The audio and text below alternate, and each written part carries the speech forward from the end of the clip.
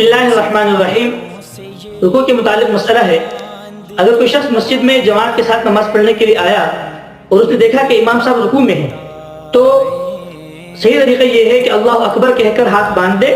اور پھر دوسری مرتبہ اللہ اکبر کہہ کر رکوع میں چلا جائے، اور اگر اس کا موقع نہیں ہے تو اللہ اکبر کہہ کر ہاتھ نہ باندھے، دوبارہ اللہ اکبر کہہ کر رکوع میں چلا جائے۔ اس میں بھی 2 مرتبہ اللہ اکبر ہے، اور اگر اس نے 1 مرتبہ اللہ اکبر کہہ کر رکوع کر لیا تب بھی نماز صحیح ہو جائے گی، کوئی بات نہیں۔ لیکن یہاں پر لوگ غلطی یہ کرتے ہیں کہ جھک کر اللہ اکبر کہتے ہیں۔ اللہ اکبر جو کہیں گے وہ سیدھے کھڑے ہو کر اللہ اکبر کہیں، پھر رکوع میں چلے جائیں تو نماز صحیح ہو جائے گی۔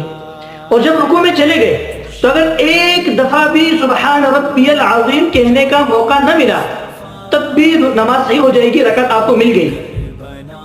اور اگر آپ کے رکوع میں جانے سے پہلے ہی امام کھڑا ہو گیا تو آپ کی نماز تو صحیح ہے، بعد میں 1 رکعت پڑھیں گے، لیکن یہ رکعت